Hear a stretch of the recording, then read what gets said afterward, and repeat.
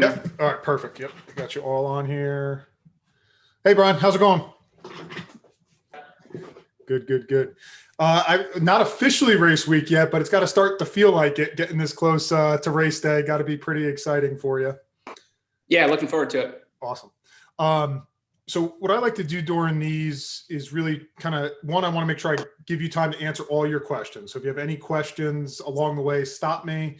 I want to make sure that you have a good plan for execution of the race. I think execution is just as important as all of the training that we put into it. Obviously, it's not more important, but execution can kind of make or break a day and kind of blow a big workload and a big bolus of training leading into an event. So one of the things I did do was I had that skeleton plan in there. What I did last night was I went in, the zones were correct, but I refined it to tailor make it for you. So now all of those, the zones, and I put the actually heart rate figures in there for you. So that should be a little bit clearer now. So we will go and review that. Okay. Obviously, taking it in order is important. So I like to start even before we get there. So, the few days leading into the event, obviously a big event, a lot of excitement around it. And when are you traveling? So what day are you traveling and taking off for? Yeah, I'm going to drive up Friday. Won't get there in time to check in Friday. I've got the first Saturday morning check-in time reserved. So I'll be in a hotel up there Friday, Saturday night for the Sunday race. Okay, so Saturday check-in, and then you'll do so the way I've been understanding it is after you do your athlete check-in, so you have your athlete check-in time, then they do a bike check-in time as well. Correct. After that. So you sign up for your bike check-in time after that. So when you do your bike check, one of the things to do in that transition area is really you want to get a lay of the land. You want to know exactly where your bike rack is and actually walk transition. So take the time to walk. Okay, here's the swim exit. Here's where I'll be coming in. Exactly how many rows is it to where my bike is going to be and which route am I going to go? So if you can walk that as many times as you can and get a plan of attack for that, that's obviously it's straightforward, it's common sense. But I promise you, when you're coming out of that water, your legs are barely working because all that blood is pooled up in your chest. You're a little dizzy. You're so happy to be out of that water, especially, this water is going to be a little stressful. It's a big water. We could have some breakers depending on the weather and things like that we have to deal with. It's going to be such a relief to get out of there. You don't think as clearly for sure. So we want to make sure we get a good lay of the land for transition. But now you got travel involved. So one of the things is you don't have a ton of travel. It's not huge. You're not flying. You're not traveling multiple time zones. Right. It's going to be a car ride. So there's going to be some congestion in your legs that we obviously want to clear out of your legs. So we want to be mobile when we get there. The other thing is when you're traveling, we start thinking about those meals. So hey, eating on the road, it's always a little more complication of getting safe, good, palatable foods that you want to eat that are going to agree with you. So I would stick to the rules of nothing new on race day, nothing new on race week as best as you can. So if that takes some pre-planning during your travel where you're going to pack a meal or you're going to travel with something that agrees with you for that meal the night before. I like just some of the safe things that I say. I know you have some special diet requirements, but some of the things I say is we start leaning towards higher carbohydrate sources that are known to agree with us.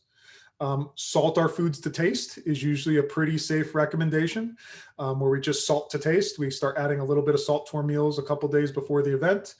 That's just like a little insurance policy. It's probably not going to make a huge difference, but it's probably not going to hurt us either. I think our body has a great ability to deal with salt that we take in and the sodium that we deal in. So I usually say salt your foods to taste a few days before.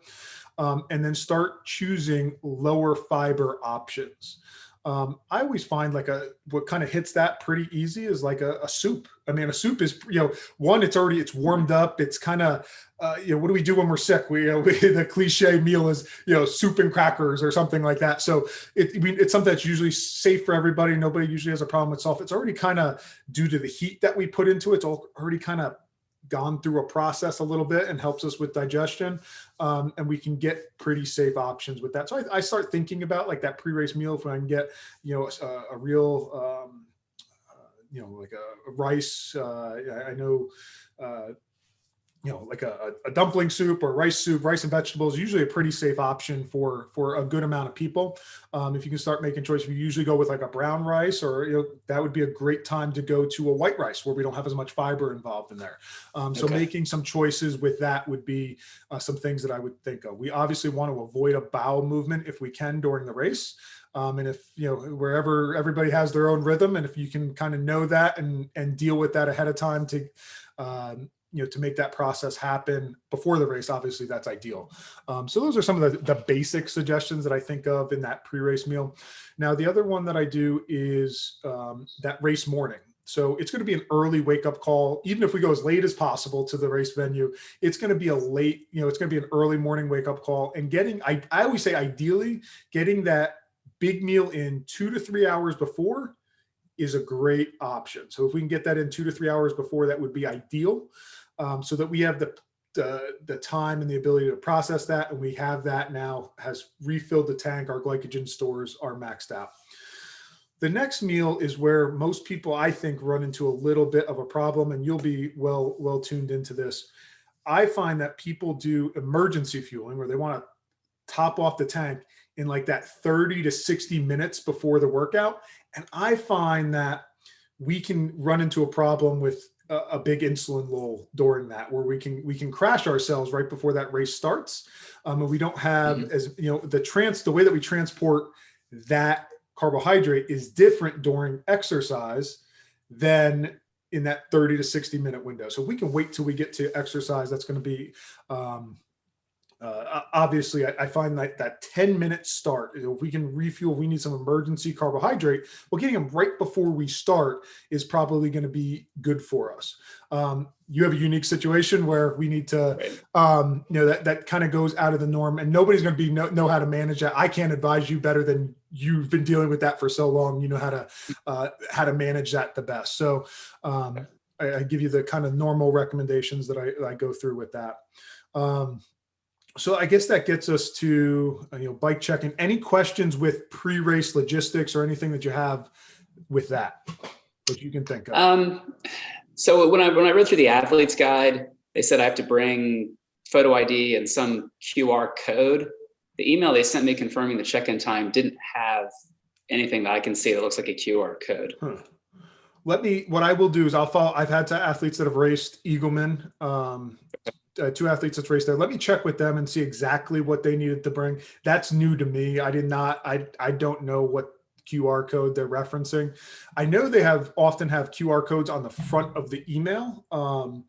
Like with a registration email, usually there's a QR code there. And I've seen that on like a registration, like when you pay for the race and that QR code. I don't know if it's that QR code or if they give you a specific one, but I'll follow up and I'll shoot you a message on what they said they physically needed. I'll look back at the earlier emails too, see if I saw anything from you. Yeah, I think I remember a QR code on like the registration emails, because usually a lot of my athletes do is when they register for a race, they're like, I finally did it. And they'll send me their registration with how much they paid and which race. And I know there's a QR code on there. I wonder if it's just that would make sense if it was that QR code from like a previous registration email. But I don't know, with all the new logistics, it's hard for me to even keep up. And that's why I asked you for the current link, because they keep changing stuff a little bit as things open up more and they have some more flexibility. I mean, heck, Ironman Lake Placid, you have to be vaccinated to be able to race.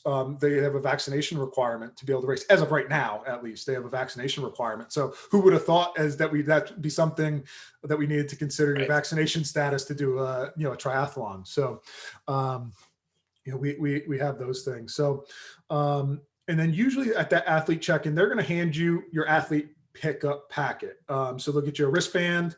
They're going to give you your timing chip. Timing chip goes away from the driver's side of the bike. So it's going to go on your left-hand side. It's going to go down on your ankle.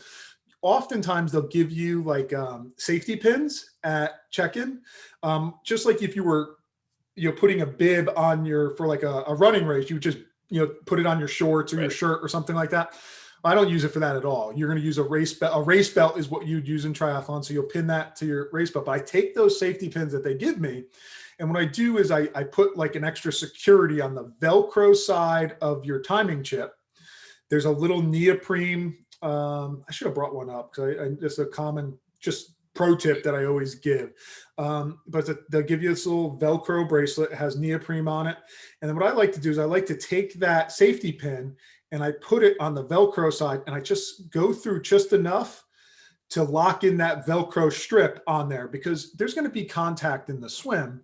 And that's the last thing that you want to worry about is your ankle bracelet getting kicked off or anything like that, during that swim or anywhere. I guess it could happen anywhere during the race, but the swim is where most people are kind of cognizant of it, and they're kicking, it's sliding a little bit.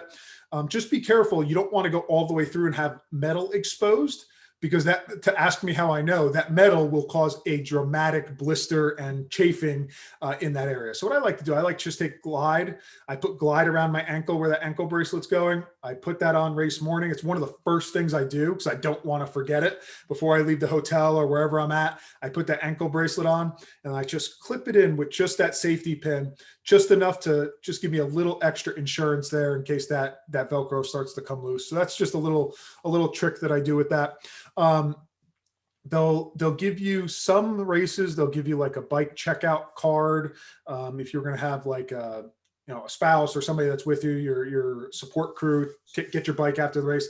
I think they've been actually making you get your own bike, and they weren't allowing people in there. And obviously you'll get your number, which you probably already have your bib number and what it's going to be in there. There was something else I wanted to mention that they give you in your packet. It'll probably come to me. Okay. But they're going to give you your packet. You'll need your USA Triathlon card, and you will need your photo ID during check-in. And then you'll select your bike check-in time. Most likely, since you're there, it seems like it's pretty open. I can't guarantee that, but it sounds like you can pretty much go check in your bike when you pretty close to that time. I know I had somebody race earlier, a couple races ago, and she said, yeah, it was like a 10-year-old kid that was checking in, was guarding the bike, the transition entrance. He goes, it was no big deal. Because in the past, it had been like, if you go in for a full Ironman race, they're taking a picture of you, they're taking a picture of your bike and everything as you head into transition. If you think about it, there's, 2,500 bikes in there. Some of these bikes are $10,000 a piece, $10,000, $15,000 a piece, $5,000 wheels on them. These people have $20,000 rigs. That's a lot of money sitting there in transition on a 1 acre, a quarter acre plot of land there in transition. So they have been pretty serious. So it could or could not be as serious as planned, but obviously you'll go check your bike in. Some people, if it's super hot out, one of the old wives' tales is your tires can explode if they get too hot. If you want to air down your tires, if it's, you're there in the heat of the day and you want to air down your tires, that's perfectly fine. I never did, but some people actually deflate their tires a little bit, bring it down to a low PSI for the night, and then they're going to go pump them up race morning when they check into transition. I've never worried about that. There's some books, of people, it really was like Iron War was a book, and Mark Allen and Dave Scott raced, and this, they have this, and there was this, the story of those guys, coming out of the water and their tires blew up on the pier in Hawaii. So I think that's where some of that comes from, but I know some people do that. They're always worried about I don't think they're obviously, from the physics of it, there's not enough heat to create that expansion to really blow up your tire, but I'm sure it's happened to some people. And I guess that's something I mentioned just because then if I don't say it, then your tires are going to be blown up from the sun, and then it's my fault. So at least I said it. Now I can't be blamed for that. But obviously, you can bring down. You're just going to get set up there. You're not going to leave a ton of stuff there that day. It's going to be more what you bring in race morning and kind of having your setup, but really knowing the lay of the land. The one thing is, and we'll flip over to the swim. I'll share my screen here.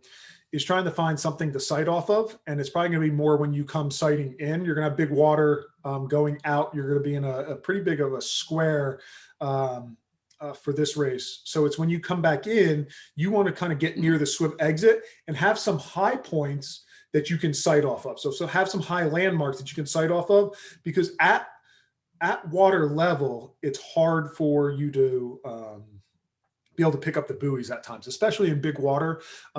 is very common for steelhead to have 1 to 3 foot kind of breaking waves out there. Very common. So that's something that's a challenge, and we can't. Obviously, we don't have a lot of practice or any practice on that. So it's going to be finding high landmarks for that. So I'm going to share my screen here, and then we'll kind of walk through. So you're going to be at your bike. The way that they've done it recently is you're going to be at your bike, and then they're going to call a swim time for you. So they're going to call the swim waves by your projected finish time. I'm perfectly fine with you getting anywhere in that, 35 to, 45 to 50 minute wave time. Anywhere in there is going to be perfectly fine for you. I bet you, I look back at some of your open water swims where we get big bulks, somewhere around 210 per 100. That's probably, I don't know, if I had to guess a time, somewhere probably in that 40 to 50 minute range is where we'll finish up. Did you agree with that? Is that where you were thinking as well? Yeah, my thoughts were, it depends on the waves. I mean, absolutely. If there's big waves, I'm going to be hoping just to get out of the water. I mean, with normal waves, I'm hoping to get in sometime, hopefully mid 40s to 50. Yeah. So that's where my estimates would be as far as that goes. So you're fine getting in the water. The one thing you don't want to do, you don't want to go too early. I'm not worried about the cutoff for you. I guess some people really worry about the cutoff time, which it's the same time for every, it's 110. They'll feel like if they're worried about the bike or run cutoffs, they want to get in the water as early as possible, because the cutoffs later in the race are based on a time of day. So you'll have people that just make the swim cutoff, but they swim in the 30-minute wave.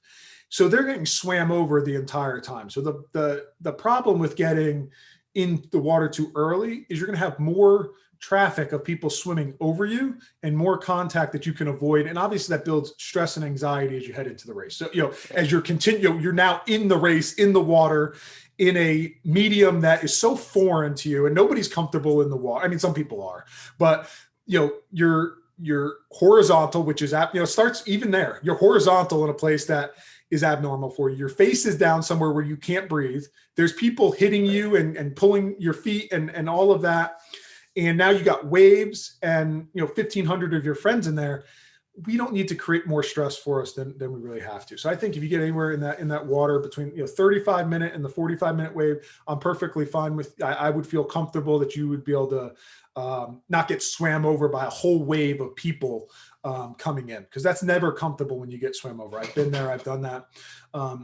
And being in that wave, that's going to give you a very target-rich environment for the bike. Which I think is advantageous, where we can take some free speed from using the legal draft. As we come up on a biker, we can go and take their legal draft up to them. Now we've entered the draft zone, and now we have a certain amount of time that we need to pass them, but we can take up that free legal draft. And then I call it slingshotting, where you kind of take up that legal draft, slingshot out, and then go and use that on the next person as well. So you'll have a target rich environment when you come out of the water. So don't feel like you're going to be behind all of these people. That's what you want.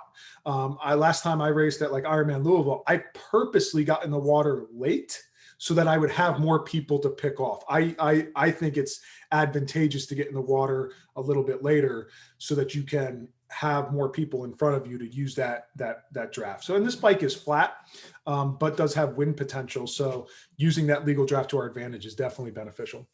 So I'm going to share my screen here. Let me make sure I share the right one. Okay. You seeing my screen okay now?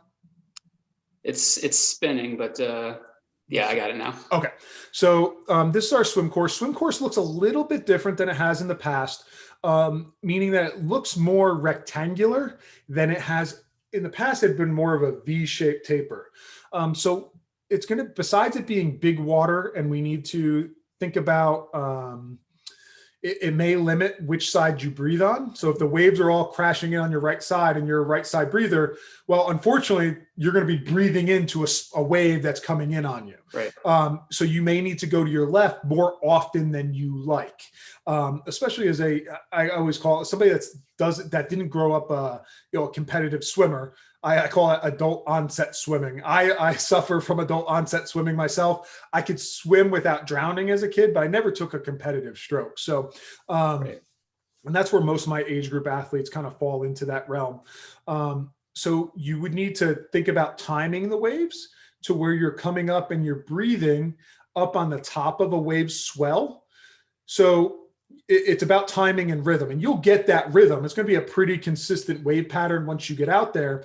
So you want to make sure that when your face is down in the water, that you're blowing out all of your air. So you're blowing bubbles consistently down into the water, so that when Okay. you go to breathe into that trough of water, all you need to do is breathe air in.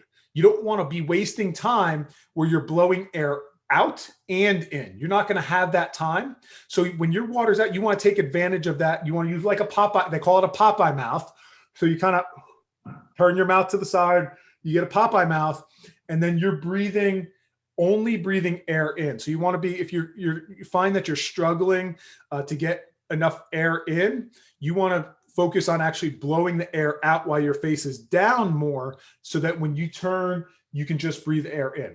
What happens is, especially in open water, where people start losing time and they're like, why is my time so much slower? Is they end up over rotating. So they end up over rotating in the open water because they're breathing out and they're breathing in. And now we have either a current or a wave that's coming in. So they rotate over onto their back more. And obviously that's just making them more inefficient. It gives more time for their legs to sink. They're losing their rhythm. They're not keeping their cadence up. So that's, we want to keep that stroke rate up as much as we can. So that's where we see one of the common problems in the water. There's nothing scary about this course besides the big water. It's pretty straightforward. There's nothing super technical. You're not getting out and back in. You're going to be going out. The buoys are going to be on your right-hand side as you head out to your first change buoy. And then you're going to go across. Now you're not going to have many things to reference until you get to the second change buoy. Now, the second change buoy, this course had been more of a V shape, which I like better, because if I zoom out, and this is the kind of area that you're going to be swimming. So it's just a map view. So if we look and we zoom all the way out, obviously this is east. So when we zoom in here, we have a sun glare potential on the way in. So it's kind of, we're heading east. So you're going to get that rising sun, which could be sun glare potential. Obviously, it's not the end of the world. You're going to have these buoys to sight off of, but your high landmark, your high sighting points may be hard to see depending where the sun is at that time. It could be an overcast day and it's a moot point. But one of the things I want to do is I always like you not to be surprised. So if you can at least think, hey, I have some sun glare potential after that second turn buoy, I may need to go to like my recovery stroke. Maybe that's your breaststroke. You go to your recovery stroke. I need to get my bearing on that buoy, and I'm going to swim, 200 yards towards that buoy. But I know that once I get to that buoy, when I get halfway, I need to find my bearing again. Because what you don't want to do is you don't want to get off by 50 yards. You get off by 50 yards out here. Well, you got to get 50 yards back. We've now lost 2 minutes very quickly. By 50 yards in open water could easily do that. So obviously I think staying as tight to the buoys as possible is helpful. And if you have this line of sight up here on land, that's also very helpful, because you have that bearing to get back on as soon as possible. That's another tool to use. So find that high landmark. I would get down right as close as you can get to this swim exit and start looking and planning, whether that's a cut in the trees, whether that's a building or a flagpole or whatever it may be. I don't know race specifics here. I'll ask, Lynn is one of my athletes. She loves Steelhead and she's raced it a couple times now. I'll ask her if she had anything particular that she used for sighting off of. And I have two, and she'll actually be there. I'll probably have you guys, I'll kind of put you guys on a group text of 3 racers there. And you guys can usually at some point, I have a lot of my athletes, they kind of get together and they at least say hi to each other and Right. or help each other out. So I usually throw a group text out before the race for all my athletes. There's 3 of you here. So it'll be you, Serena, and Lynn will be at this race. So we like to share, and Lynn's our veteran at this race. So she will have some things to share as well, and probably some pro tips better than I can do. So that's one thing to think about with the swim. Obviously, it's going to be an open water swim. It's going to be rough and choppy would be the expectation that I have. Ride those waves in as much as you can as you come to shore. If you can, get the free ride, if you can time them right, it's going to be hard to do. But you do have that. The one thing is you're going to have kayakers out there. If for any reason at some point your goggles get knocked off, for example, you can go to a kayaker, you can hold on the kayak, but you can't make forward progress. So that's the rule. So you can go to a kayaker at any time. You get knocked out, you get the wind knocked out of you, you get out of breath. You can go to a kayaker, you can hold on to that kayak. You can't make forward progress with that kayak is the rule. And they know that. So they usually just stop. They'll put their paddle across. They're not going to make any forward progress. And you can do what you need to do. So after we get out of the swim, I always say, now we're racing. I think I was always one that I dreaded the swim. I was not a very good swimmer. It was a way to get to my bike. So it's the shortest part of the day, but it's also the most, I feel the most anxiety ridden for most individuals. So once we get out of the water, we're off to the races. Transition super easy here. I see very quick transition times for my athletes that have raced here in the past. So it's a time where you don't want to lose a ton of time, but it's very easy to have a quick transition here at Steelhead. Which gets us to our bike, and the bike is flat. So there's not a ton to talk about on the bike. It's very flat. You being somebody that spent a ton of time indoors, this is going to be very similar to riding on the trainer. Except you're going to have a headwind at times, and you're going to have people in traffic to deal with. So what I have for a bike plan for us, that swim plan, I didn't change anything on the swim. I find that if you can get into like an 85% effort and find some good feet to follow, that's your fastest way around the course. Going at like a 90 or 100% effort, I find that that's just it's too much effort and you don't get as much back for it. But if you can find good feet and feet that feel like an 85% effort is where I would stay. So if you feel like, man, this is too easy, but these people are towing me along and they're going really straight, just ride that toe, take that free toe as long as you can. You'll know they're good feet because they're by the surface. If you see feet that are way down in the water, stay away from those. Those are bad feet. Those are somebody that can't swim close to the surface. If they're dropped way down and these feet are way down, you can leave those feet go. But if you find feet that are really nice to, high on the surface, they seem to be swimming pretty straight, but it feels just a little too easy, it's probably just right. Because if you go out and you take out that toe and you try to pass them, you're going to now have to go like 90, 95%. And you'll be like, man, this was way easier when I was back there in tow. Stay on those feet that you can find. Remember, there's in the swim for hydrodynamics, we have a legal draft right behind the person, but also in between two people, we can get a good draft effect as well. So swimming a little behind two people, kind of right between, kind of at their knees, is also advantageous. So you can say in either of those two spots, we can get a pretty good draft. Okay. So that takes us to our bike. It's going to be pretty straightforward. For the first 20 miles, I want you to get back on your fueling. You're gonna blow through a good amount of glycogen on the swim. So we want to start fueling pretty early on the bike. So we're going to stay mid to high zone 2 for the first 20 miles of the bike. So that's going to be it's going to be probably less than that first hour of the bike, that first 45 45 minutes, 50 minutes, up to the first hour. We're going to keep that heart rate kind of under control and in a safe area where we are going to be able to burn fat as fuel pretty efficiently. So we want to keep that respiratory exchange ratio down to where we're burning a good bit as fat as fuel, because it's a long race. The one thing is you're going to have the best legs of the year coming out of that water. You're going to be super fresh, super excited. And there's going to be a ton of people flying and going Mach 5. They're going to be going 1,000 miles an hour, and there's going to be it's going to be the urge to want to go with them and ride your bike 25 miles an hour. And you will be able to. You're going to have great fresh legs, but we have a 56-mile bike, and then we still have a half marathon to run. Our goal is to set up a good bike. There's no such thing as a great bike with a crappy run, meaning that if you had a crappy run, well, then that means you biked it wrong. So we want to have a great bike to set up an amazing run.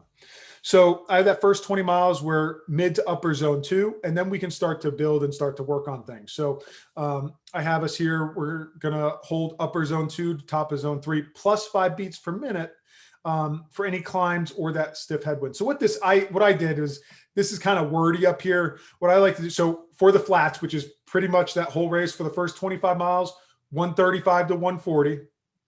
And then miles 20 to the finish, our average should be around 140 to 145 on the flats for your beats per minute. Okay. In a headwind, I'm okay with you stepping it up a little bit. And then that average kind of would move 140 to 150. So that's going to step that up kind of 5 beats per minute.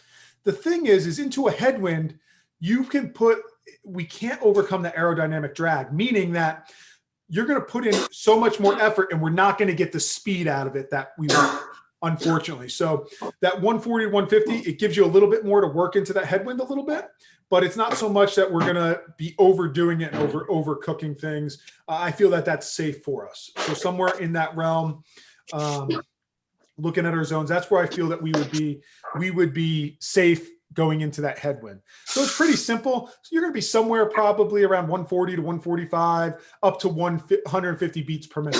Usually I would say that 140 to 150 would also be the same the same heart rate that we would use for any hills, but we don't have any hills. So headwind is going to be our hill for us. And if we're completely wrong and we undershot this thing, you still have a half marathon to make up for it. So that's where we would make up that time is in the couple hours we have after the bike to really hone in on this half marathon pace. Okay. So my goal is to set you up for the half marathon. Any questions on the bike? I mean, I think this where I simplify it down here kind of takes the words out of it. And it really didn't change from what I had in there. I did have accurate zones in there for you, what I wrote up kind of pre-race. And I did not do a good job of taking out the Ironman jargon. So I'm sorry that was confusing. No, that's okay. Yeah. The zones were correct. And I think even with the zones, upper zone 2, I think when I kind of refine it down to this kind of cleans it up and makes it a little bit easier for you. So that's going to be your targets. We're going to be reserved in that first 20 miles. And then after mile 20, we can kind of game on, let's step it up a little bit, but we're going to start burning through glycogen pretty quickly during that time. So our fueling is going to be very important, which gives us and talks about aid stations. So you have a high heat potential. Just to back up half a step. Yep. As far as zones go, on the bike, you'd prefer me to use heart rate than power? So are you full power on the bike now? Because at one point, yeah. So we are full. So I would rather you use power. So I will go back in. Mm-hmm. I will go back in and clean this up for watts. And I went back because you ride a lot indoors. So I went back and I was trying to look for, all right, where did we find, I was looking for some outdoor rides to kind of base it off of. So if we're on power outdoors, then yes, we are going to go power, and I will refine this to be all watts. The one thing I always say is a watt is always a watt, but all heartbeats aren't created equal, meaning that when you're so if there's a hill, your heart rate's going to lag as you go into that hill, but you're going to get the watts are going to change instantaneously. So I would like you to have a 3-second average power is one of your data fields. So you're looking at that 3-second average power on the bike. And we want to be looking at that throughout this. So I will refine this. We could probably, I don't know if I can, let's see if I can do it real time. Yeah, that's what I have the pedals set at on I put a Garmin bike computer, and the pedals are set for a 3-second average power. Okay, perfect. So we're going to be somewhere in this, you're probably going to be, I want to type it out, but if I have to go off, I don't want to guess, and I want to take the time to actually write it out there, but you're probably going to be somewhere between this, 150 to, 200 watt range for a big bulk of that event. So somewhere right around, right in this zone 2 and zone 3, the zones will still be the same. And it should, correlate over pretty well. But I want to refine that into watts and give you your headwind watts as well. So let me think about that kind of offline so I refine that. And what I'll do is I will put that right into this race plan. I'll put it right under, or probably I'll put it right above where these watts are. I'm gonna put it right here. So they're going to be pretty similar, and you'll find that they do correlate. So our heart rate should correspond. But if we have power, I definitely want to use power, especially going into the headwind. You're going to be able to ride that number a lot more easily. The good thing is on a flat course like this, what we call your variability index, your normalized power to your average power is going to be very tight. So we're going to see like that under 1.05. So probably get like a 1.03 or 1.05, meaning that we're not going to have a ton of surges in our power effort. So what we put in is going to be what we get out. And that's what we want. So these flat races make that very easy. But we will go watts for that. So that's on me. I should have told you there was a change. Okay. So I will update that for sure. Aid stations. I want to make sure I talk about aid stations. So you're going to have aid stations on the bike, usually about every 15, 20 miles on there. Your athlete guide will tell you exactly where they are. So if you want to plan accordingly for that. The swim is going to be cold swim potential, but we have so the good thing is wetsuit legal. But during the day, daytime temps can get pretty warm. So mitigating our heat is obviously vital for us. So what I like to do during aid stations, I'm going to pop off the shared screen right now. Okay. So with aid stations, one of the things I like to do is I want to be verbal and I want to be audible. And I also want to use my hands as much as I can. So as I'm entering an aid station, one of the first things they're going to offer you is the volunteers are going to be offering you a bottle of water. So I almost always take that first. So what I like to do is I like to point, you, water, water, water. What that does is that has identified the volunteer. Now that person feels like they're obligated to you. So they're going to do everything they can to get that bottle to them. So pick out a volunteer, you, water, water, water. It's also made you predictable for the people behind you that are doing 25 miles an hour and want to ride through aid station at 20 miles per hour. So it's also increased safety for you. So that's one thing that I like to do. Now, that first bottle of water, I drink to thirst. So I drink to thirst, I get a couple gulps in, and then I take it, and then I douse myself. I don't like getting a lot of water over my face or my helmet because I don't like my eye protection getting all watermarks and everything on it. But I go down the back of my neck, the front of my jersey, onto my legs, and that's going to help you, through convection. It's going to help cool me along the way. So now I've gotten really wet so that it's going to help dissipate my heat as we go through. And then I discard that bottle. So I get rid of that bottle, and now I'm holstering any calories that I need. So if I'm going to pick up a Gatorade Endurance from them, the last race they had them in squeeze bottles. Sometimes they have them with the twist top, but they're always in a bottle. So they're going to be in a bottle. So if I need to take on liquid calories, I'm taking those calories and I'm holstering them either between my arms or behind my seat. So I'm holstering those calories. And if I need any gel or anything else, I'm taking it at that time.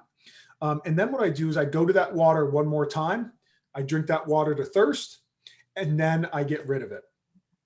So what's the littering? There's littering penalties. Are the aid areas free reign for throwing stuff down? Yep, that you're free there, and usually they have a last chance garbage can. Sometimes they get really fun and they have like a hockey goal at the end of the aid station. So there's like a last chance area, and that's your last chance to discard anything without penalty. So I like the one, so you want to get it before. Usually there's a garbage can or a sign, and usually it says last chance. And oftentimes there's a volunteer there with like a garbage bag, and they're picking it up. So that's your last chance to discard things. So in the aid station area, you're perfectly fine to discard. Heading into transition, you can get any empty bottles off.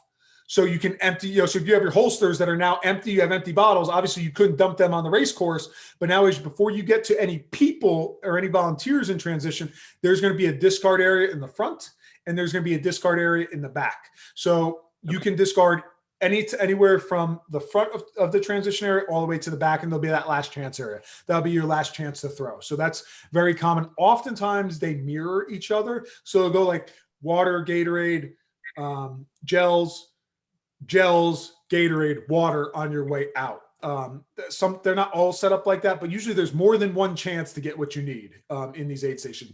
They're long.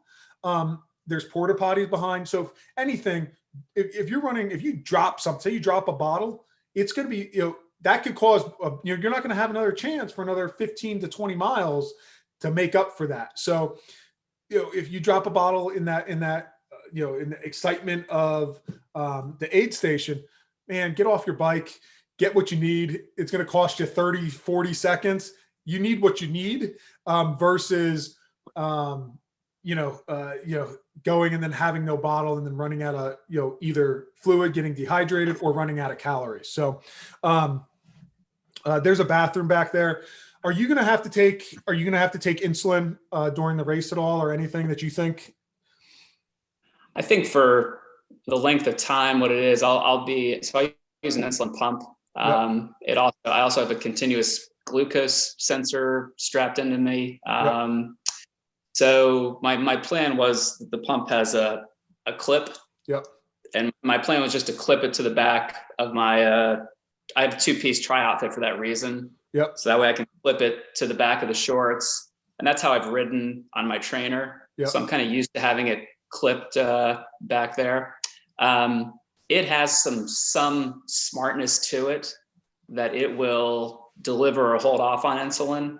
Okay. And I can bolus as needed. Okay. So my intention is that I'll let it monitor itself, but if I'm getting particularly out of control towards the high zone, then I will give some insulin. For the low, that's just keep fueling with Gatorades or gels or what have you. So that's easier to manage unless it's super crashing at a really steep rate. Yeah. So as long as you'll have an emergency kit with you in your, like a bento box, or how are you carrying your emergency kit as well? So I've got the infinite fuel, and I'll have 3 bottles of that on board. And then I've got a food storage area on my tri bike, and I'm going to have that littered with, some gels and some other calories. Yeah. I guess I was thinking like, emergency insulin or anything that you need. Are you keeping that on the bike? You going without it? Well, the insulin's in the pump. Yeah. So, okay. So I always think about pump failure, I hate to say it, but pump failure middle of the race. That better than me. So I'm not going to be able to advise you on that. At least I can talk you through the thought process and encourage you to go think worst case scenario and then work backwards. Same thing as if you got a flat, obviously it's way more important. Your blood sugar is way more important than a flat tire, but I always go through the worst. I start the worst case scenario and then go backwards. The other thing with that clip, since you rode with it quite a bit, just think about a friction area. So if you can get any glide or anything that can prevent friction on that, maybe line it with moleskin where that clip is, something that can prevent a friction area, just something to think about. And it probably wouldn't bother you for the duration of the bike or the run, but the next day you may be like, man, Scott said something about that, and now I got this huge chafe mark and this huge blister. Sometimes I think moleskin is a great tool for that. That's something we use in sports medicine all the time. I like a moleskin or glide or anything that you could put on kind of some skin lube there to reduce any friction area. Cool. So you have that. So yeah, I guess I mentioned that. So if there's anything where you needed to adjust the pump or take any medication, you can go behind the aid station tables. That would be a good safe area at that time for you to kind of pull off, go behind the tables, go behind the volunteers, and do anything you needed to do. So there would be that. And there's usually there's porta potties at each aid station, and sometimes they have at the aid stations, they'll also have some emergency supplies. So if you got a flat and you're really close to an aid station, oftentimes they have some basic like first aid equipment, and they usually have like some tubes and things like that. And then sometimes unfortunately, if you're in between aid stations, there will be a bike crew that comes around and can, that you break a chain, you're probably not gonna have the tools to replace a chain or something like that, or you you crash into somebody and you blow the spokes out on your bike. Somebody will come and give you a wheel. You're just gonna have to wait for it, or they're gonna replace your chain for you. So there is bike tech that will be on course. If for anything a big mechanical happens, you just got to, there's nothing you can do about it. So you're just going to have to wait. Ask bikers, tell the aid station to radio a tech here, and then try to figure out what mile mark you're at. So if you don't have splits going, tell the aid station, bike techs needed at mile 23.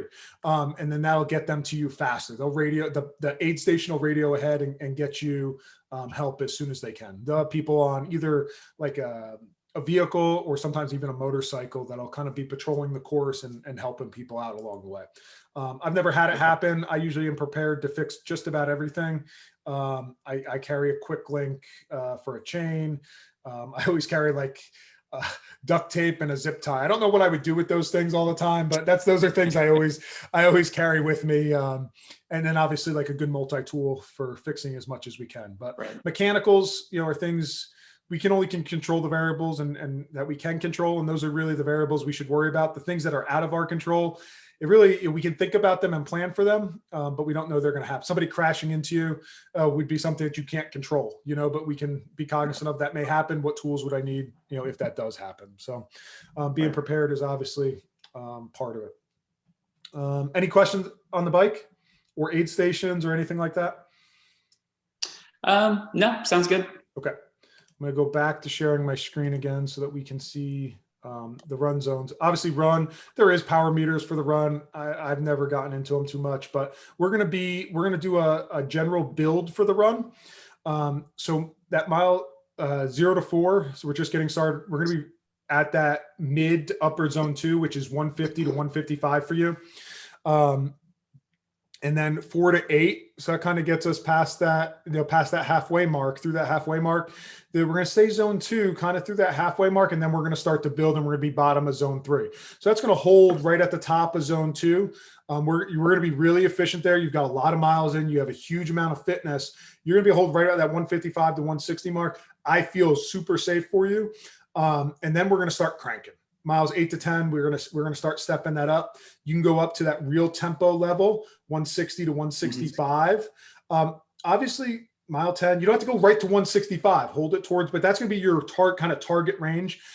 There is some rollers throughout the course, especially like as you get through the industrial park, the corporate complex there. There's some rolling hills.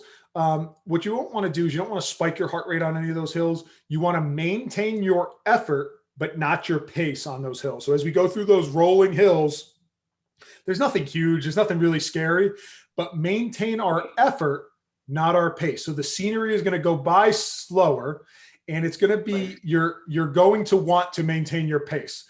Maintain your effort, not your pace on the hills.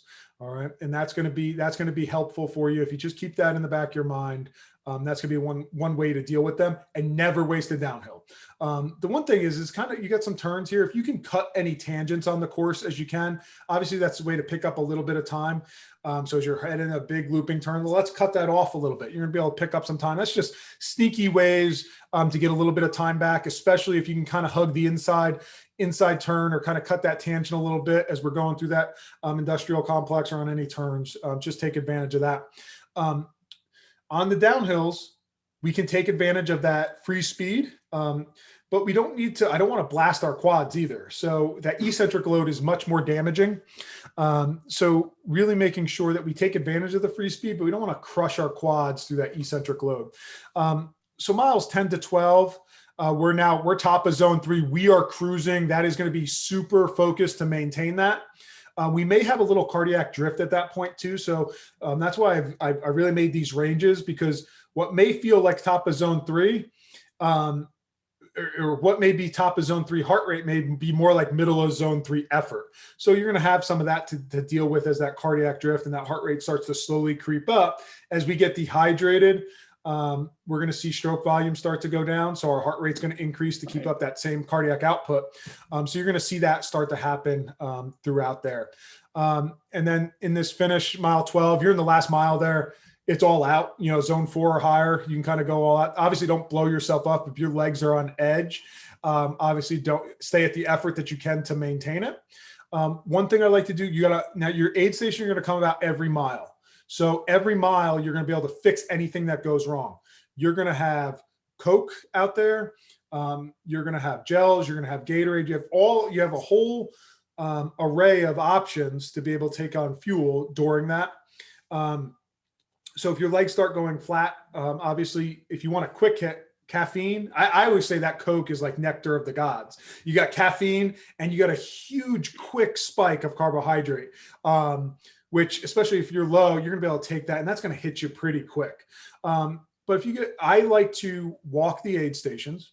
One is I can get ice on my body. So you have a heart rate strap. Are you using a heart rate strap, like a telemetry strap, or are you using wrist-based heart rate? Wrist-based. Wrist-based. Okay, so you won't have this strap. I always use the telemetry strap. So the telemetry strap acts as like it helps, like it's like a little catch for the ice. It helps catch all the ice. But what I do with my tri suit is I unzip as I enter the aid station. I pack full of ice and then I zip up. All right. So I zip up and that helps hold the ice there and it helps keep me cool as that melts. And some of it's going to fall out the bottom and you're going to jingle and you're going to sound funny. But I zip up, keep that ice there as tight as I can, packed to my body. That's going to keep my core body temperature down. And then as that all falls out, or I'm like, okay, I'm sick of this jingling around. I want to get back to running. I unzip and I vent all my heat off in between aid stations. So that's kind of my process. I get ice. They'll have sponges in the aid station. So they'll have these usually they're like these white rectangle sponges. You can put those sponges in there.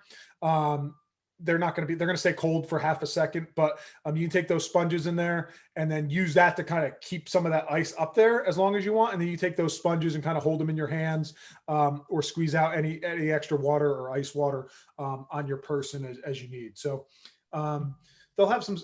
So the one thing is if I like to go, I walk at the half. I don't walk as many as at a full Ironman. I'm walking every aid station. But I think you definitely need to slow down. And I think even going to like a quick cadence walk and cover ground for 10 steps is going to lower your heart rate. We're going to get a little heart rate relief from that. It's going to get a little reset, but we're going to be able to take on fuel pretty efficiently. And that's going to be something that's going to be very important when glycogen is now gone. We're going to be relying on all of our carbohydrate. And for you, especially if we get anything where we need to, the good thing is you're tuned into how your body feels on carbohydrates more than any of my athletes. So you'll know more than me what you need to do in the moment. And it's really by feel. It's going to be by feel. And for you, what the numbers are telling you what you need to do for carbohydrate ingestion on this run. The good thing is that we have the ability to do it every mile. We can now fix it. But unlike the bike where we have something with us on that time, running, if you're running with just a gel, yes, you have some carbohydrate to go to, but now we need to make up for that. We need to make sure that we chase that with enough water in the aid station, because your body still needs to process that. So if you take that gel, hey, I ran into a problem in between aid stations. I took that gel and I didn't have a lot of fluid to go with it. Well, now you're going to start to become dehydrated because your body is going to, pull from your tissues to dehydrate that, to process those calories, which is going to leave you dehydrated. And in a 4 or 5, 6 hour, a long event, that becomes, exacerbated along the way. So, making sure that you're chasing any of that with fluid in the aid station. So while you're taking a gel, make sure you're chasing that down with water as well. We don't want to get dehydrated, especially late in the race. You're going to have, are you carrying any emergency sodium? Like I usually carry salt stick capsules. Had you planned on using that at all during the race or for emergency? Hadn't gotten anything for that yet. I want to talk to you about that versus what's available at the aid stations. Are they often enough or should I have something on me? So what you'll have at the aid station, like on the run, sometimes there'll be chicken broth. Like it's there, but for me, not a very palatable way to get my salt intake. And I use a salt stick capsule. I can pop that capsule. I was a heavy sweater, but I was also a big unit, meaning that I raced Ironman at like over 215 pounds. So my sweat rate was huge. I'm going through, I would take a gram of sodium an hour. So I was taking a ton. I was taking, a pill every 30 minutes on the bike all the way through the run. But that was for me. You haven't, I would have either a salt stick or like a base solution or something. Your Infinite has a ton, way more than enough sodium than you would, Right. classically need. I anecdotally believe that there's some connection to the mouth and the brain and when things start cramping. And this is anecdotal. So I don't have scientific research. I just have what I've experienced and what my athletes have experienced. So I feel like your body's, its goal is just to sustain life as long as possible. That's all it wants to do. And when we start it starts getting depleted of sodium and electrolytes, I think some alarm signals go off in it, and it wants to slow you down. Just like when you get low on carbohydrate, it makes you tired, it makes you lethargic, it makes you not want to run anymore, it makes you not want to exercise as fast. It's going to make you feel fatigued. Well, with the sodium and electrolyte, as that starts to go down, I feel the warning sign is it's going to make you start to feel cramping. And it's going to start to make, so you start getting that warning signal as a cramp. And I don't think it's the end of the world. I think a lot of that is neuromuscular fatigue. But what I found, it's amazing that as soon as I take a salt stick capsule, I've had it in the moment, like, well, I'll chew one or I'll take that salt. As soon as I get it on my tongue, it's like within a minute, that cramp that was just in my quad or my calf has gone away. I don't know what that is. I can't base it on it. I don't have any literature to go to. I can just tell you that's what works for me. And I feel like there's got to be some connection there where your body says, oh, okay, it's not, I do have salt coming in. It's not such a problem. I can take away and turn off that warning light, and we can let this guy start running again because he has some salt coming in. So that's worked for me. The other time that I do go to salt is if I get like sloshy stomach, where I feel like that my belly's like jingling. I feel that I use a little bit of sodium to help process some of those calories and hang on to a little bit more of that water. The other one would be if we start seeing a decoupling of our heart rate. So we see heart rate or power. Usually there's a linear correlation. So I'll pop this off. So usually I see a linear correlation where our heart rate and effort, they're going to go up linearly. If I start seeing our effort or our power go down and our heart rate goes up, well, that's decoupling. That's a problem. That tells me that, hey, I'm probably getting dehydrated, and I'm seeing either my fitness was really bad, which I don't expect with you, but that sees, hey, my stroke volume is probably going down. So to make up for that, my heart rate has to go up. So I see a decoupling of power and heart rate. Oh, warning sign, I'm getting dehydrated. I need to fix that. In the run, it'll be your pace. So if you see your pace either staying the same and your heart rate slowly start to creep up, that would be a warning. Hey, I'm starting to get dehydrated. I need to take on more fluid, but I also want to hang on to some of that fluid. I'd probably go to salt at that point as well, just to help us hang on to some of it. I would never take a huge amount of salt at once. That's going to lead to diarrhea. So that's going to be something you don't want to do. I would go and take 4 salt stick capsules all at once. But if you want to take one, every 30 minutes, one on demand, I think that's safe, and your body's going to be able to handle that pretty well and safely. Our body, our kidneys do a great job handling a lot of that for us. So that would be my go-to. I always use that. Now, you haven't used it in training, so it kind of breaks one of my golden rules of nothing new on race day. So if you want to, if you go to a local bike shop or even like a local running store that maybe has some before your last effort, I guess that would make me feel safer. But I've never had anybody that has had a problem going to it. The only person that's had a problem is me, trying to take in the middle of the Ironman marathon, trying to take a salt stick capsule without water in between aid stations. I almost died choking on it because I couldn't get it down. I had like cotton mouth and trying to swallow that. So obviously you don't want to choke on it, but they even have like these fancy dispensers. I just kept them in what I used was, I actually have one. Do they have enough? Does the Coke have enough sodium, do you think? No. No, I would say no. Okay. I would say no. The Gatorade. Because I will admit to having thrown some Coke down in my system before swims and runs, and so I certainly have trained using that, not throughout a run, but certainly sometimes right before I'll go out. Yeah, there's not a ton of. I mean, once you get to like that, Gatorade Endurance, that's very salty. So their Gatorade Endurance that they'll have Yeah. on course, that has a great electrolyte profile.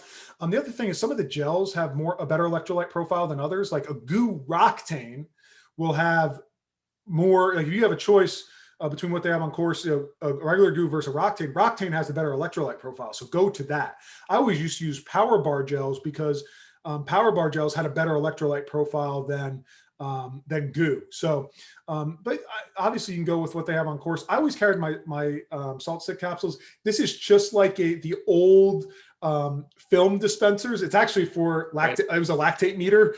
So they had the test strips in here. You probably have one for like a glucometer or something like that, your little test strips, but it had a pop top. So I would just wrap tape around that. And I use this and I take my capsules out of there and I would just put this in my, the back of my jersey. And some people just use like a little sandwich baggie or something like that. But obviously if you just have them in your pocket, well, they're going to dissolve and then you're not going to have any, you're not going to have, so you got to keep them in something because the sweat off your body is going to, you're going to go reach for them and there's going to be nothing there. So you got to have them in something if that's something you want to carry for a little bit of insurance. Cramping is normal. I've cramped at every single race that I've done. The person that's doing their first big ultra endurance event, they think that my race is over. This is it. This is the bonk. I've hit the wall, whatever cliche term you want to call it.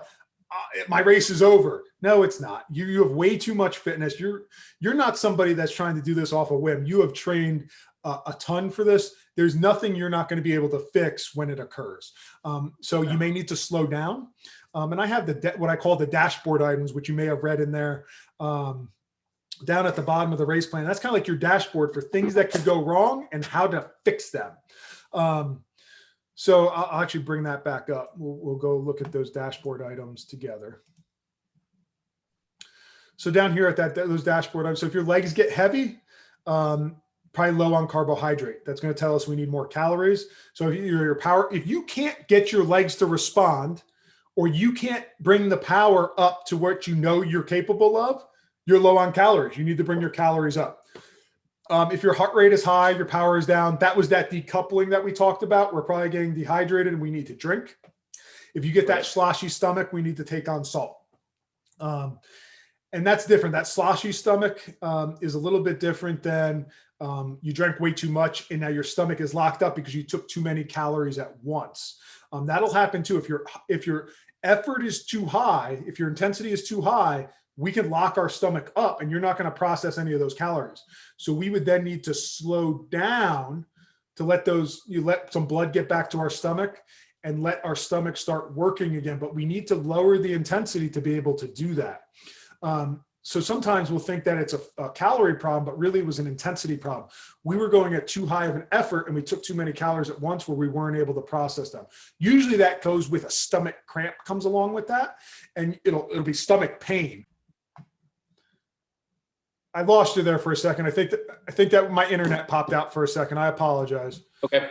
Sorry. Yeah, lost you. You're starting to talk about the stomach being sloshed was where we got lost. I'm going to share this screen again. So one sec. All right. I think we're back. You still there? Good. Okay. So with that sloshy stomach, one of the things we worry about is, when that, am I coming through? Okay. I saw that I was unstable. Okay. It looks like good now. I apologize. My internet at my house, I live in a real rural area, so we don't even have, there's no cable internet or anything like that. I have a big dish on my house that talks to the satellite. So at times I fight this. It hasn't happened during any of these, but I apologize for that. But the one thing is if a sloshy stomach is different than taking too many calories at once and your stomach being locked up. Your stomach being locked up is going to present as stomach pain, and you're going to feel terrible. Your stomach's going to be locked up and cramped. That means, hey, you took too many calories at once, or your intensity is too high that you've now shunted blood from your stomach and you don't have the ability to process those calories in your stomach. So you would need to lower that effort, slow down, get some fuel on board to be able to process those calories again and get your stomach working again. So we have that, and that would be, unfortunately, there's not much to do with that locked up stomach besides you got to get some plain water. You got to slow down, and you got to keep a smile on your face because it's not the end of the world. You'll be able to fix it for sure. So those are what I call the dashboard items there. And that's kind of when the check engine light comes on, usually it's one of those things. And that would be kind of the go-to solution for that. Any questions on any of that? No, that all makes perfect sense. Okay. Yeah, so that, I mean, that in a nutshell, this isn't a super complicated race where we have any, big hills or a big technical course that we need to worry about, any huge climbs or, a big technical descent or anything like that. So it's pretty straightforward. I hate to say that because they're all, I think, they're all challenging, and it doesn't take anything away from the race. It's just not a scary race besides the swim. The swim is big water, but it's not an ocean swim. So it's not, it's not the worst case scenario, but it is a big water swim, and depending on the conditions, it can be nasty out there. So I think once we get out of there, it's a really, flat bike and, a rolling run, nothing super crazy on any of them. So in general, any thoughts or questions that you wanted to go through? Do you have any, for somebody who hasn't dealt with the big waves, do you have any swimming advice if there are 2-3 foot waves out there hitting? Yeah. So the one thing that I would do, obviously we talked about making sure that we're breathing when our face is down in the water and timing. So you're at the top of the swell. You may need to go to your bad side more often than you like. I would stay close to the buoys. And I haven't said anything new that I haven't.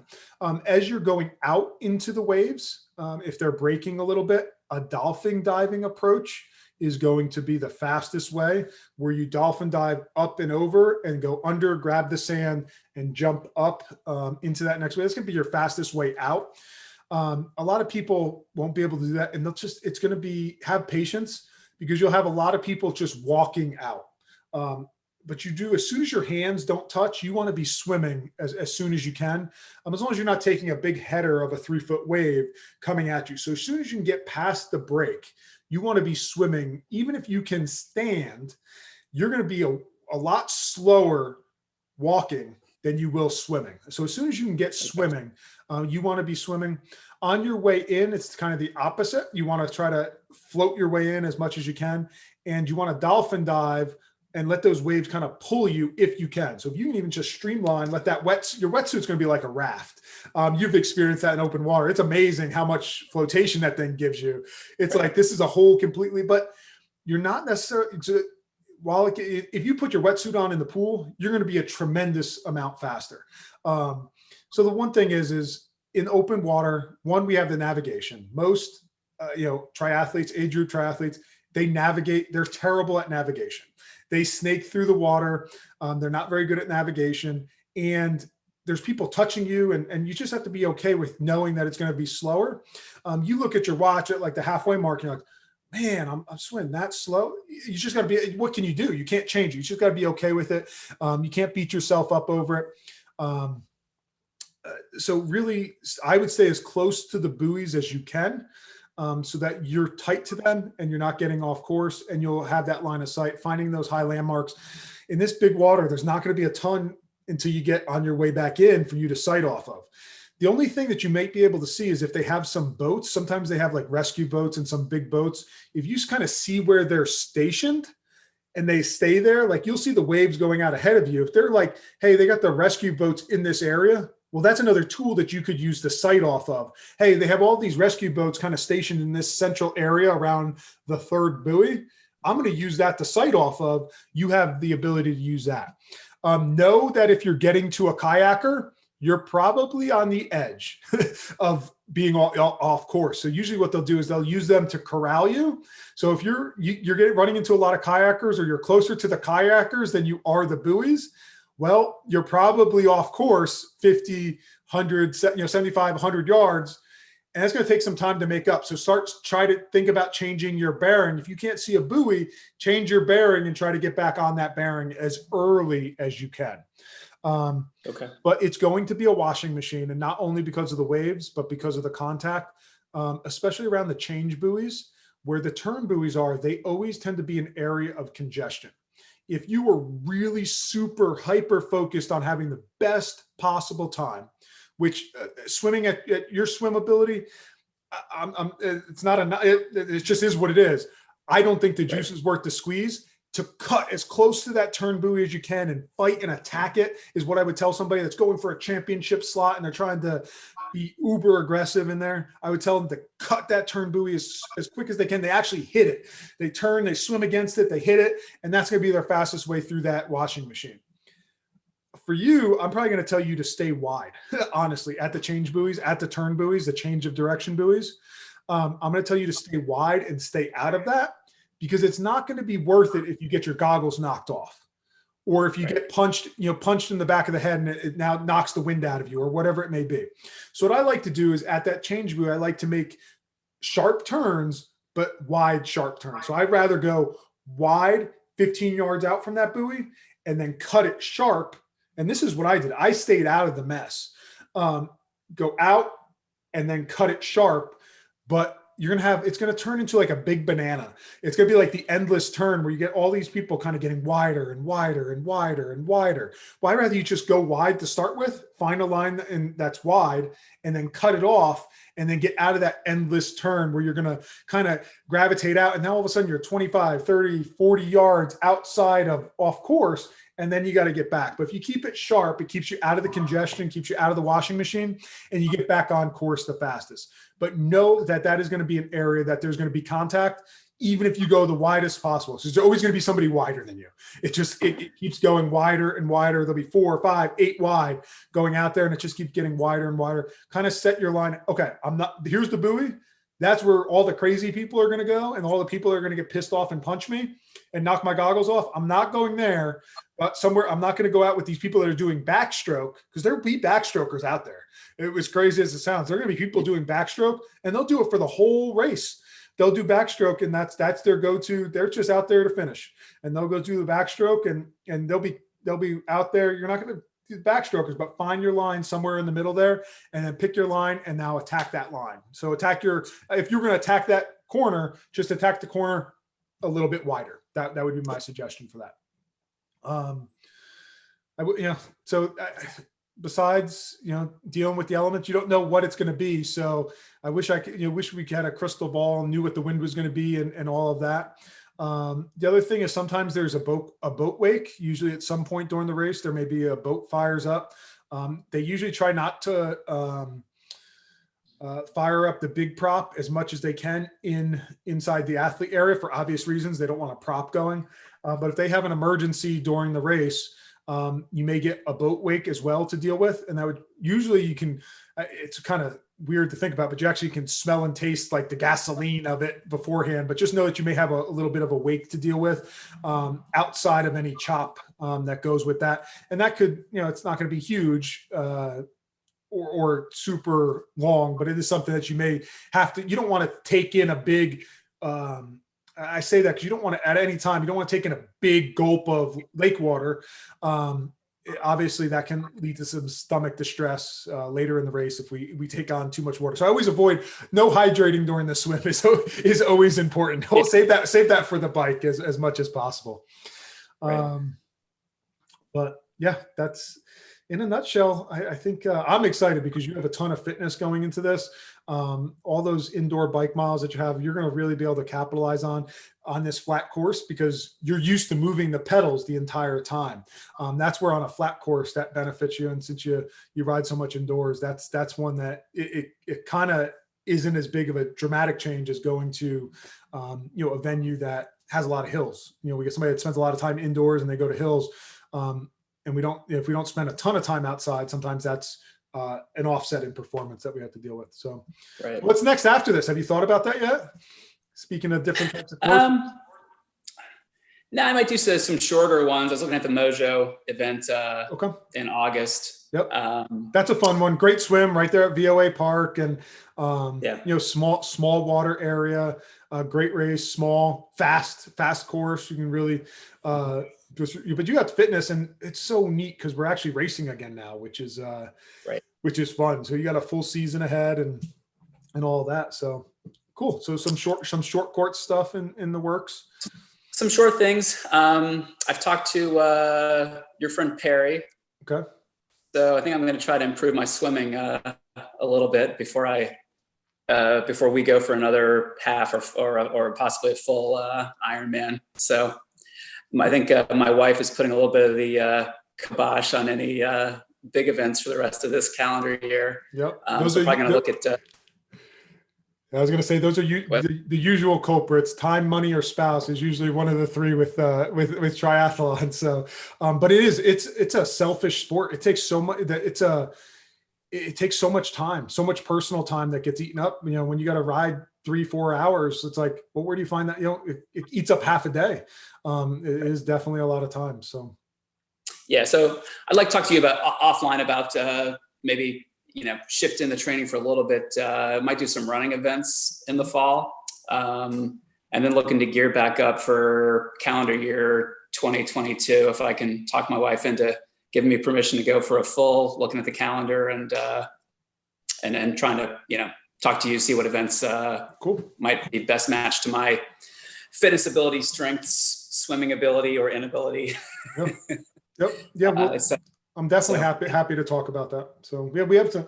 The good thing is they have so many courses on the circuit now that there's some that almost negate the swim, like an Ironman Chattanooga. Like you have some downriver swims, like an Ironman Chattanooga. It almost neutralizes a swim weakness. But then you get, then you have the hilly bike and a very tough run. So you have some of those things, and there's other courses that we can definitely dig out and find some of those things. We got like a new race that's on the circuit is Ironman California, that's going to be an amazing for a full. That might be something as a quick thought. That's one that, hey, go look at that race just to see what you think of it. That hasn't happened yet, but go look at Ironman California. I was in the Ironman coaches talk on that when they're first going over the course options, and that's going to be a nice fun race. You get some challenges with time zones when you're traveling multiple time zones and things like that. It's a far race, but that'd be one. I'm just thinking about kind of how you train and right. where your performance. Which part of California is that in? It is. It goes right around the city. Man, why is that blanking on me?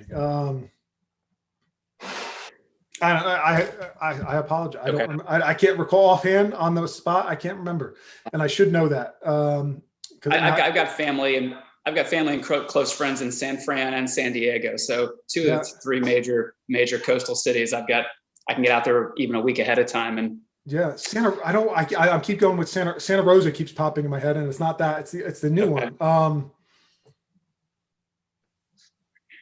Big city race. So Sacramento. Anyway, I don't want. That sounds silly that I should know that because I referenced it, but anyway. Sacramento's inland. That would be a river swim there. Yes, and that's what it was. It was a downriver swim, and they took you out on the bike, and then they looped you around the city. I think they were looking at a 3 or 4 loop course, kind of right in the pulse of the city there, which was a lot of excitement. A lot of people like that. You can see a lot of your spectators and your support crew, but it was a downriver swim for an Ironman, which is always a lot of people like to take advantage of. So it was a downriver swim. So that could even be wetsuit legal in California. That could be some cold water coming down from. See, I think you drain out of Yosemite National Park, probably coming down into. I have to look at the map, but yeah, that might be some. Mountain water. See, now I got you thinking about it already. Don't let your wife hear us talking. Yeah, she's gone right now, thankfully. So, all right. Well, I'm excited. What I owe you is I owe you power zones to marry up to those running zones for the bike. I will put that in. I'm going to work on that right as after we sign off now. So I will get that done. And then anything, I will put you in a group text with my other racers. So it's Serena and Lynn. As long as you're okay with that, I'm sure, that sounds great. A friendly person to meet at transition or anything like that would definitely, or at least just share news or any race updates or things like that usually is helpful. I'm available as you need me race week. Just obviously text me, call me, whatever you need. emergency race day, panic mode, whatever happens, feel free to call me on the bat phone. I have gotten those calls at 3 o'clock in the morning on race day. Perfectly fine. I expect those. I keep my phone on and close to me as we have athletes race. So happy to do it. I'm excited because I think you're going to have a great race. You're going to have a great performance. So good luck to you. Thank you very much, Scott. Appreciate all the help, and I'm looking forward to it. All right. Take care. All right. Thanks. See you. Bye-bye.